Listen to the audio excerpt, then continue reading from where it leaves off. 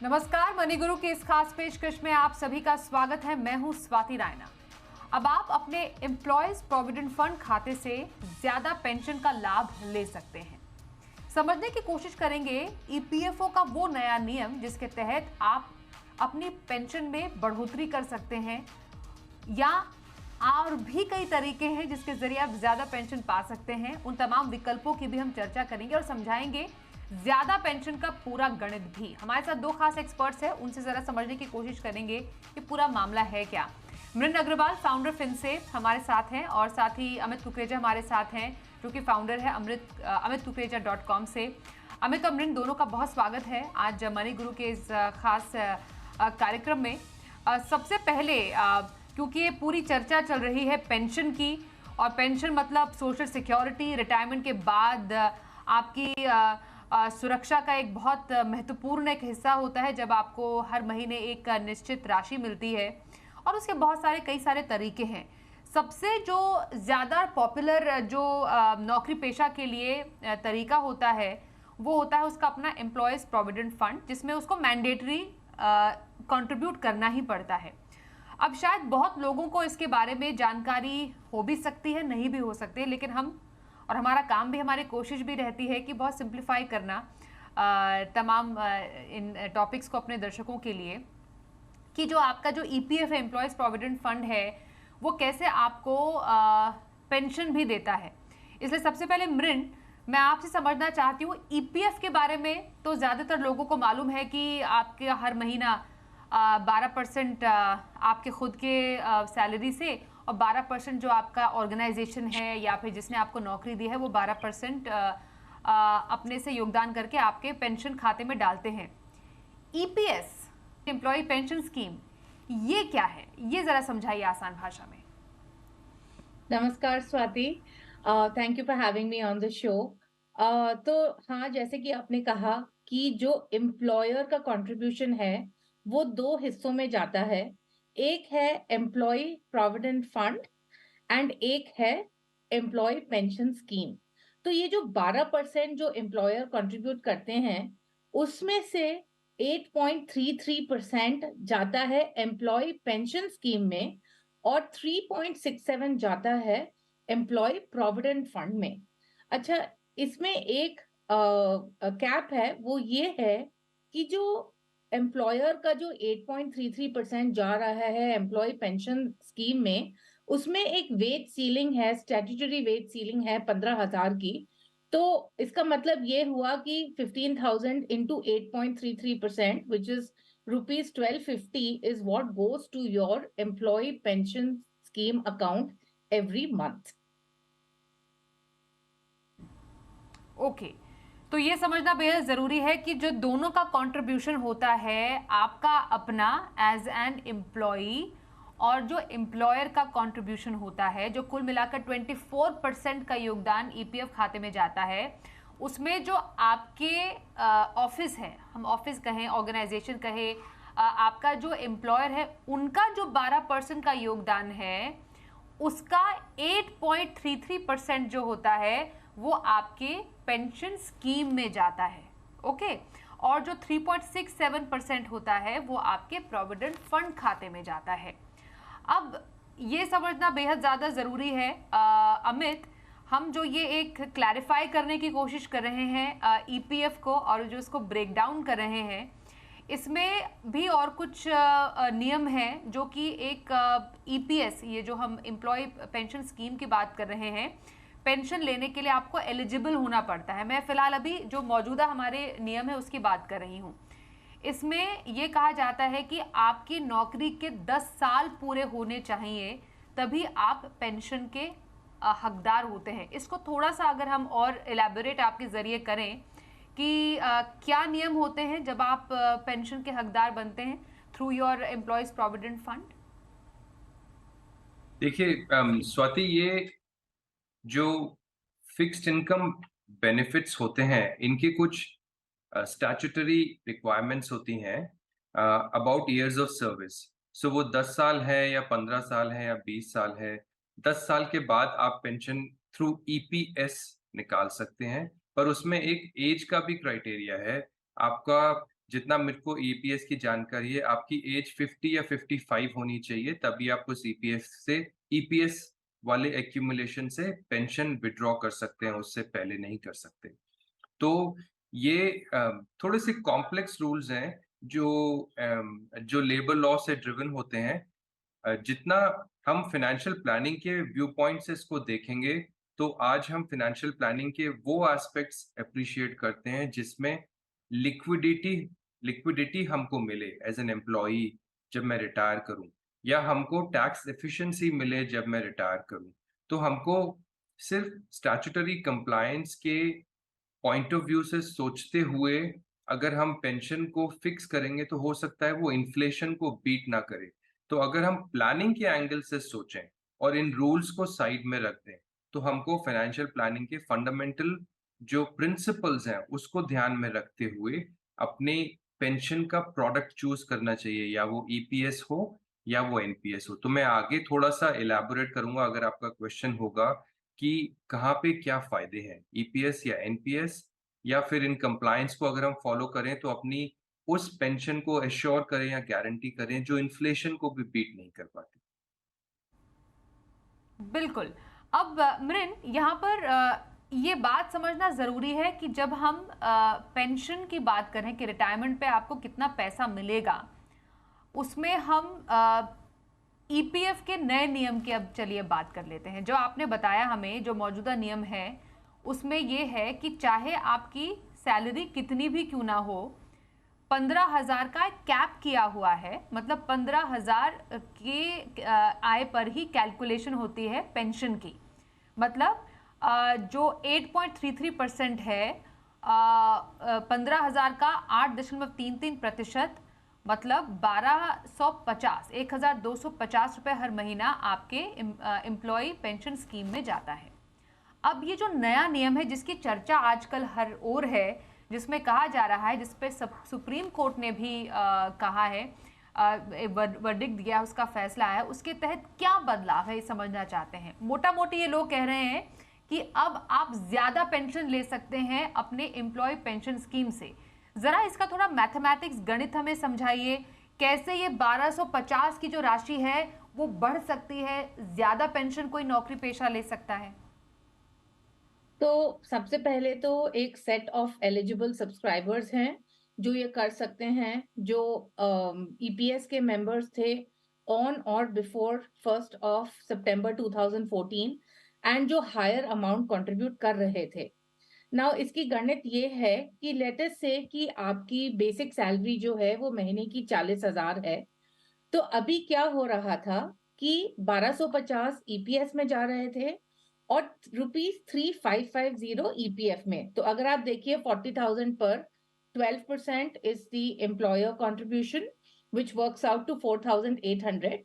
4,800 में जो ईपीएस का जो कैप था वो 1250 था, तो इसीलिए ईपीएस में 1250 जा रहा था और ईपीएस में 1250 जा रहा था और ईपीएफ में ₹3,550 जा रहा था। अब क्या हो रहा है कि अब जो ईपीएस का जो अमाउंट है, जो कंट्रीब्यूशन अमाउंट है, it is not restricted to 15,000। So अगर अब आपकी बेसिक सैलरी 40,000 है, तो जो 8.33% of 40,000 will go to EPS. So ये ₹1250 से बढ़ के ₹3,332 हो जाएगी। बट इसका मतलब ये है कि जो ईपीएफ में जो अमाउंट जा रहा है वो घट जाएगा। तो ईपीएफ में पहले ₹3,550 जा रहा था, अभी ₹1,468 ही जाएगा। तो एसेंशियली बदलाव ये है कि टोटल जो एम्प्लॉयर कंट्रीब्यूट करेगा वो अमाउंट सेम रहेगा, जो आपका स्प्लिट रहेगा ईपीएस और ईपीएफ के बीच में वो डिफरेंशिएट वो अलग हो जाएगा। और इसमें यही है कि वाइल आपकी पेंशन जो आएगी वो बढ़ जाएगी, बट जो आपको लंप सम मिलेगा ईपीएफ का रिटायरमेंट पर वो घट जाएगा। ओके, ये इसमें जो चेंजिंग फैक्टर है, मृन, मैं थोड़ा सा कंक्लूड करूं आपके जरिए अगर, तो यही है कि जो 15,000 का जो एक कैपिंग रखी गई थी कि 15,000 की आय पर ही गणना होगी, उसको हटाकर आपकी जितनी भी बेसिक सैलरी है उस पर अब जो पेंशन स्कीम है जो 8.33% है उसकी गणना होगी। एम आई राइट? बिल्कुल। हाँ, तो उसमें एक बार हम फिर से कैलकुलेशन दिखा देते हैं कि जो पेंशन है वो आपको कैसे मिलेगी। ये हम आपको बता दें एक अनुमान है, क्योंकि इसकी जो एक बिल्कुल एक्यूरेट और फुल फ्लेजेड जो कैलकुलेशन है वो खुद ईपीएफओ की तरफ से भी इस पर काफ़ी ज़्यादा क्लैरिफिकेशन आएगी। लेकिन जो बेसिक जो पेंशन की जो गणना होती है उसके आधार पर हमने एक कैलकुलेशन निकाली है। मानिए 40,000 आपकी आय है, बेसिक आय, क्योंकि जो कैलकुलेशन होती है ईपीएस की वो आपकी बेसिक आय प्लस डीए होती है। हमने बेसिक आय यहाँ पर ले लिया है 40,000 का मंथली। अब जो मौजूदा नियम थे वो ये कहते थे कि आपके 15,000 की अगर चाहे आपकी 40,000 की ही आय क्यों ना हो, 15,000 पे गणना होगी आपके पेंशन की। तो उसके हिसाब से 8.33% के हिसाब से, जैसा मृण ने बताया, 1,250 रुपये हर महीना आपका ईपीएस में जमा हो जाएगा। लेकिन जो नया नियम है जिसकी जो अवधि है वो बढ़ाकर 1 मई 2023 कर दी गई है, तब तक लोगों को समय दिया गया है इसके लिए ऑप्ट करने के लिए। उसमें पूरे 40,000 पर भी आप अपनी पेंशन तय कर सकते हैं। मतलब इसका ये हुआ 40,000 का 8.33% जो होगा वो हो जाएगा 3,332 रुपये आपके पेंशन स्कीम में जमा हो जाएंगे, और जो पीएफ खाते में 1,468 रुपये जमा हो जाएंगे। अब यहाँ पर ध्यान दीजिए, जो आपका पीएफ अमाउंट है वो यहाँ पर घटा है, लेकिन पेंशन जो आपको मिलेगी वो बढ़ेगी। इसका कुल मतलब ये हुआ जितनी ज्यादा आय उतनी ज्यादा पेंशन, ये हम यहाँ पर समझ रहे हैं। वहीं इसके अगली कैलकुलेशन पर भी जब मैं अमित से बात करूंगी वो भी हम आपको दिखाएंगे कि मानिए आपकी 35 साल की अगर नौकरी की अवधि रही है तो 35 साल के बाद आप मौजूदा नियम और नए नियम के हिसाब से कितना पेंशन अपने हाथ में ले पाएंगे। माने आपके 35 साल की, ये कैलकुलेशन होता है, इसमें आपको ज़्यादा पढ़ने की ज़रूरत नहीं है, ये ऑटोमेटिक कैलकुलेशन है जो आप कर सकते हैं। तो बेसिकली 15,000 आपकी बेसिक हो गई, 35 मृन, इनफैक्ट मैं अमित के पास पहले जाऊं, उसमें मैं थोड़ा कैलकुलेशन आपसे समझ लूं। ये जो कैलकुलेशन होती है 15,000 बेसिक इंटू 35 आपके ईयर्स ऑफ वर्क है जो हमने समझा है यहाँ पर, ये डिवाइडेड बाय 70 किसको लेते हैं हम, जिसमें हम 7,500 रुपये प्रति महीना हम पेंशन बता रहे हैं, और नए नियम के हिसाब से अगर पूरे 40,000 पर ही पेंशन बनेगी तो कैसे वो ज्यादा बनेगी। थोड़ा कैलकुलेशन अगर समझा दें हमारे दर्शकों के लिए, अगर किसी का 35 साल का कार्यकाल है और 40,000 का बेसिक है पे। हाँ, तो बेसिकली इसका फॉर्मूला है pensionable salary into pensionable service divided by 70। ये अभी जो है पेंशन का फॉर्मूला अभी ये है, और पेंशनेबल सैलरी का भी एवरेज लास्ट 60 मंथ्स की जो सैलरी है वो है।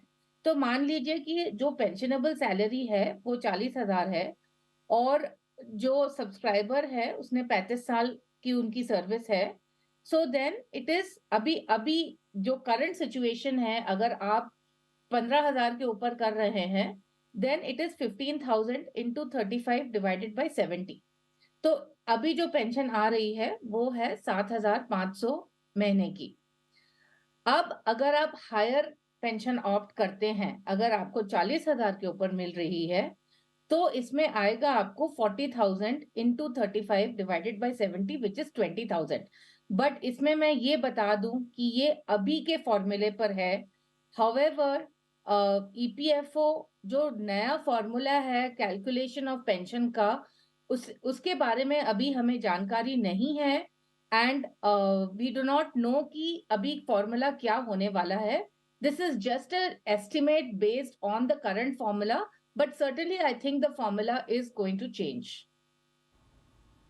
Okay. अमित, अब ये आपसे समझना चाहेंगे, ये एक बहुत बड़ा डिफरेंस हम देख पा रहे हैं। अगर हम इस करंट कैलकुलेशन करंट गणना के हिसाब से ही समझे तो जो 15,000 की बेसिक आय पर 7,500 रुपये प्रति महीना किसी की पेंशन बन रही है अगर उसकी 35 साल की सर्विस रही है, और हायर पेंशन में अगर आप जाते हैं नए नियम के हिसाब से, यही आपकी जो पेंशन है 20,000 रुपये प्रति महीना हो जाएगी।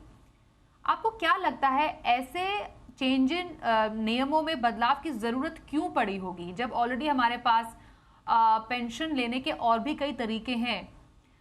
ईपीएफओ को ऐसे बदलाव की जरूरत के पीछे आपकी नजर में क्या जरूरत है, और क्या ये वाकई वाइबल है, एडवाइजेबल है किसी एक सब्सक्राइबर को कि वो हायर पेंशन की तरफ जाए? आपका व्यू इस पर क्या होगा?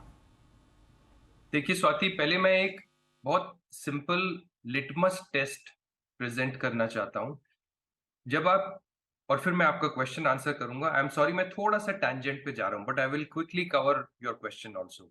जब आप प्रोविडेंट फंड का एक्यूमुलेशन लेते हैं, वो पूरा टैक्स एग्जेम्प्ट होता है। आपको पता है provident fund exempt exempt exempt category में आता है, मतलब contribution is exempt from tax, interest earned is exempt from tax, withdrawal is exempt from tax. अब अगर मैं सर्विस पूरी करके अपना ईपीएफ प्रोविडेंट फंड का कंट्रीब्यूशन इकट्ठा टैक्स एग्जेम्प्ट वे में ले सकता हूं, तो मैं क्यों अपने ईपीएफ वाले कंट्रीब्यूशन को पेंशनेबल बकेट में ले जाके इनटू ईपीएस बाद में टैक्सेबल पेंशन लूं? मेरे लिए तो वो बिल्कुल भी टैक्स एफिशिएंट नहीं है। मेरे लिए तो अगर मेरे को पूरा पैसा लिक्विड हो जाए और इकट्ठा मिल जाए, तो मैं उसको अपने तरीके से फिक्स डिपॉजिट में या किसी और इन्वेस्टमेंट्स में, डेट म्यूचुअल फंड्स में, या दूसरे जो गवर्नमेंट के प्रोडक्ट्स हैं गारंटीड इंटरेस्ट वाले, आरबीआई बॉन्ड्स हैं, सीनियर सिटीजन सेविंग स्कीम है, इनमें लगा के मैं बेहतर इंटरेस्ट अर्न कर सकता हूं। तो मैं एज अ प्लानर, जितनी मैंने अभी तक इसको असेस किया है, मैं इसको कन्वर्ट नहीं करूंगा, मैं ईपीएस में नहीं जाऊंगा, क्योंकि जो मेरी पेंशन है, हालांकि वो बढ़ी हुई है, लेकिन वो टैक्सेबल है। मेरे हाथ में वो टैक्सेबल पेंशन है और वो इन्फ्लेशन को बीट नहीं करेगी, क्योंकि ये फिक्स्ड इनकम वाला प्रोडक्ट है। अब मैं आपका क्वेश्चन आंसर करता हूं कि क्या रीजन हो सकता है कि सरकार ने ये चेंज किए। देखिए, सरकार इज इंक्लूसिव। सरकार के सारे इनिशिएटिव्स ज्यादा से ज्यादा लोगों को बेनिफिट करने के हित में होते हैं। उनका इंटेंशन बहुत क्लियर है कि मासेस को जितना बढ़ावा, फायदा, बेहतर लाइफस्टाइल दी जा सकती है, हमको वो सपोर्ट करना है। तो ये उन लोगों के लिए प्रोविजन मेरे ख्याल से अप्लाई किया गया है जो ये फाइनेंशियल गणित से डरते हैं, जो इस फाइनेंशियल गणित को समझ नहीं पाते। जो लोअर इनकम ग्रुप है, उनको regular salary in the form of pension in hand चाहिए, उनको ये इन्फ्लेशन, टैक्स एफिशिएंसी नहीं समझ में आता, शायद वो इनकम टैक्स ब्रैकेट के हायर ब्रैकेट में आते नहीं है। मेरे ख्याल से गवर्नमेंट ने उन लोगों को माइंड में रखते हुए ये प्रोविजन इंट्रोड्यूस किया है। जो वेल टू डू फैमिलीज हैं, उनके लिए तो गवर्नमेंट ने ऑलरेडी इतने अच्छे प्रोडक्ट्स लॉन्च किए हुए हैं कि वो और ज्यादा टैक्स एफिशिएंट तरीके से अपने जमा किए हुए पैसे को विड्रॉ कर सकते हैं। I hope I answered your question. Okay, बिल्कुल बिल्कुल बिल्कुल, आपने टैक्स का एंगल बहुत इंपॉर्टेंट यहाँ पर जोड़ा, क्योंकि अभी भी इसमें थोड़ी बहुत, इनफैक्ट काफ़ी सारी क्लैरिटी आनी बाकी है। लेकिन मृण, जिससे पहले मैं ब्रेक लूँ, छोटा सा सवाल आपसे कि मानिए अगर कोई हायर पेंशन को ऑप्ट करता है अब, क्योंकि 3 मई 2023 तक इसका जो टाइमलाइन है वो बढ़ा दिया गया है, तो क्या जो पुराना ईपीएस कंट्रीब्यूशन था उसमें भी हायर अमाउंट आपको कंट्रीब्यूट करना पड़ेगा? क्योंकि अभी तो मतलब जो आपके एम्प्लॉयर होंगे, उनको भी उसी रेट पर वो जो कंट्रीब्यूशन बढ़ाना पड़ेगा रिट्रोस्पेक्टिव वे में। यस, एंड इसके बारे में भी अभी जानकारी आई नहीं है। मतलब सब लोग सोच रहे हैं कि ये जो एग्जिस्टिंग जो ईपीएफ कॉर्पस है उसी से ट्रांसफर हो जाएगा, तो ऑफ कोर्स ये रेट्रोस्पेक्टिवली ही होने वाला है, बट द पॉइंट इज कि how is the what is the method of deposit, right? इसके बारे में दो चीजों के बारे में जानकारी अभी नहीं है कि वन, पेंशन कैसे कंप्यूट होगी, और दूसरा जो रेट्रोस्पेक्टिव अमाउंट जो ट्रांसफर होना है वो कहाँ से आएगा। डज द सब्सक्राइबर पे, अगर वो ईपीएफ से लेंगे तो वो ईपीएफ का जो इंटरेस्ट दिया हुआ है उसका क्या होगा? ये बहुत सारे सवाल अभी हैं। अमित, आपकी नज़र में, क्योंकि ऑलरेडी हमारे पास ऐसे कई फाइनेंशियल प्रोडक्ट्स हैं जो कि पेंशन आपको देते हैं, मैं दो का जिक्र कर लेती हूँ, आप अपनी चॉइस बताइएगा। कई एन्युटी प्लान्स भी हैं और एनपीएस, ऑफ कोर्स, जो काफ़ी पॉपुलर एक पेंशन प्लान है। आपकी नज़र में आज की तारीख में पेंशन पाने का बेहतर विकल्प कौन सा? NPS, any day Swati, NPS. If I can elaborate, हमको टैक्स का एंगल देखना है, हमको कंट्रीब्यूशन में क्या टैक्स एग्जेम्पशन मिलता है वो देखना है, हमको विड्रॉल के टाइम पे क्या टैक्सेबल इनकम इन हैंड मिल रही है वो देखना है, और उसमें एक्यूमुलेशन किस तरीके से हो रही है, कितना मार्केट बेस्ड है, कितना फिक्स्ड इनकम है वो देखना है। तो ये जो वैरायटी है और ये जो मल्टी प्रोंग्ड बेनिफिट्स हैं, ये सिर्फ एनपीएस में। ओके, कई लोग जानना चाहते हैं मृण कि पेंशन प्लान के लिए एनपीएस सही है या फिर एन्युटी प्लान सही रहता है। अगर इन दोनों को इनके कंपैरिजन को समझें तो आपकी नजर में किसका पलड़ा ज्यादा भारी है?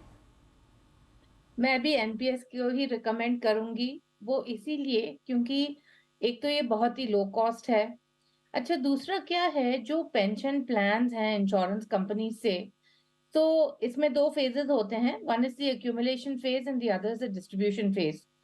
Now the what happens is कि इन द एक्यूमुलेशन फेज जो आप अमाउंट एक्यूमुलेट करते हैं एक पेंशन प्लान में, वो कम होता है।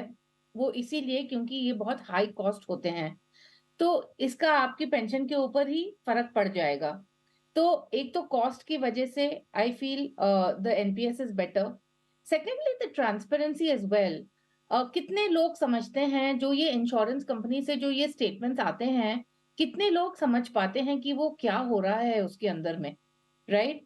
आपने कभी भी चेक किया है कि इंश्योरेंस के जो पेंशन प्लान है वो कहाँ इन्वेस्ट कर रहे हैं, उनका क्या एक्सपेंस रेशियो वगैरह है?